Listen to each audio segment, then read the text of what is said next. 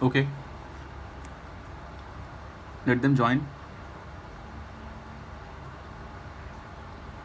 Let them join, then I'll explain. Now see guys, I am trying to say that you guys are missing one thing.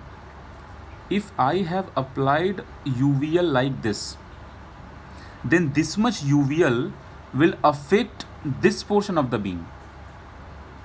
If this UDL will not affect this face, and shear force act on the face. So if this side I am considering my fixed wall as a cantilever, then this face will not experience any shear force, because this force will experience shear force because of this portion of the beam. If this portion of the beam under any type of loading, either UDL or UVL or point load, then what will happen? This portion of the beam, I mean the right side portion of the beam, will try to go down. And if this portion will try to go down, these molecules will try to bring this portion up. So for that purpose, they will apply force in this direction. So then if you draw the SFD line, then at this section you will be having certain amount of SFD. Either it is coming like this, like this, like this, like this, that does not matter. That is a different discussion. But because I have given you only this much portion in the question, only this much portion in the question, so this face will not experience your SFD, I mean shear force. So your SFD will be 0 here. I mean when you will draw SFD at this point, you will be having 0 Newton experience.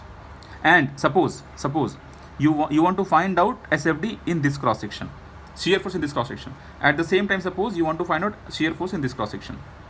So you can clearly see this section will experience this much loading.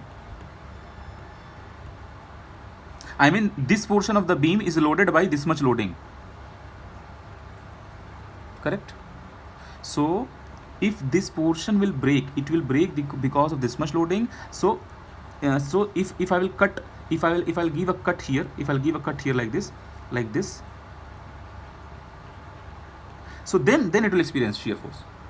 But at the same time, if I want to find out the black cross section, I mean the here, then this loading is more, because this cross section will experience this also plus this extra also.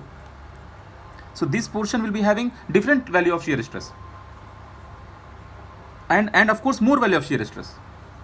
So you can clearly see, if by mistake if you are drawing like this, then here you are giving, at this section you are giving more shear stress, and at this section you are giving less shear stress. Load is decreasing,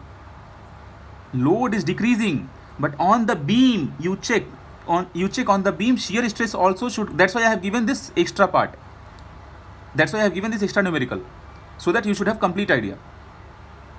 So in this direction when you are going, your load is decreasing, no doubt in that. So according to the decrement in load, you should draw the SFD. I am not denying that, and right now I will draw SFD according to that only, decreasing load condition, and that will be correct. You see, now I am not saying to change the methods. So first you decide, just wait, first you decide where like when you are starting the SFD at the beginning, you should have this much SFD or 0 SFD. So you will be having 0 SFD. So when you will be having 0 SFD, then from 0, when you will come to the end, you will be having 0 SFD or something else. So of course at the end you will be having, because of the entire loading, so that will be some amount, this much amount, that we got 15 Newton, right? Okay, now problem comes, you have to connect this line. So how will you connect the line? So for that purpose, you have to think, if you are going in this direction, then load is decreasing, so you should draw decreasing curve. Simple.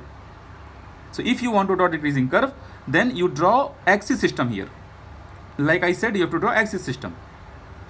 So you draw axis system. Let me draw. You draw axis system here. Then in second quadrant, how do you draw your decreasing line? Like this. Everything is clear. And Aniket, you tell me,